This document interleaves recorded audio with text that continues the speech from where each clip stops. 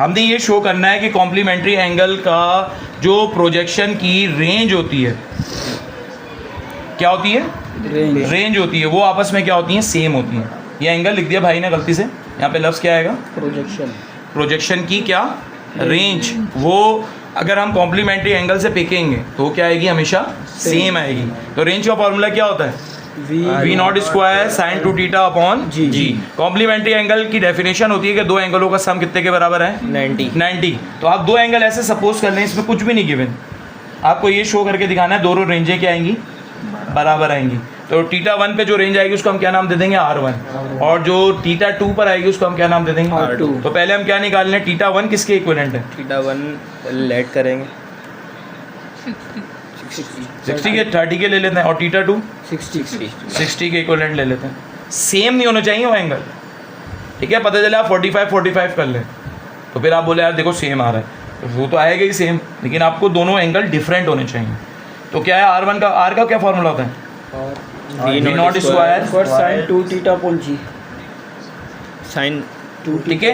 अब क्या करेंगे, हम किसके लिए निकालेंगे, फॉर थीटा 1 के लिए क्या निकालेंगे, थीटा 1, ठीक है। R चेंज हो जाएगा किस में, R1 में, थीटा 1 हो जाएगा। अब हमें थीटा 1 की वैल्यू पता है कितनी है दोस्त, 30 डिग्री है। तो साइन 2 यहाँ क्या आ जाएगा, 30 से मल्टीप्लाई होगा 60 होगा, और साइन 60 बराबर होता है √3 अपॉन 2 के, या R1 है। अब जो नंबर होता है आपको पता है तरतीब क्या होती है, सबसे पहले न्यूमरल आता है, उसके बाद वेरिएबल क्वांटिटीज़ आती है। तो न्यूमरल क्या है हमारे पास, √3 अपॉन 2, और यहाँ क्या आ जाएगा, वी नॉट स्क्वायर अपॉन, ठीक है। इसको नाम दे देंगे इक्वेशन 1। अब क्या निकालेंगे, R2 फॉर थीटा 2 के लिए। अगर हमने यहाँ पे क्या नाम लिखा, फॉर थीटा 1 लिखा, तो यहाँ पे क्या लिख देंगे, फॉर थीटा 2।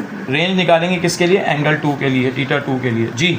क्या फॉर्मूला था हमारा, R2 बराबर हो जाएगा आपकी दफ़ा v naught square upon g sine 2 theta 2।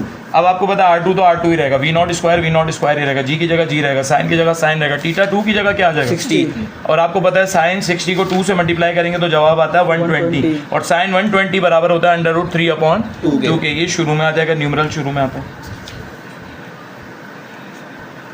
इसको नाम क्या दे देंगे, इक्वेशन 2 का।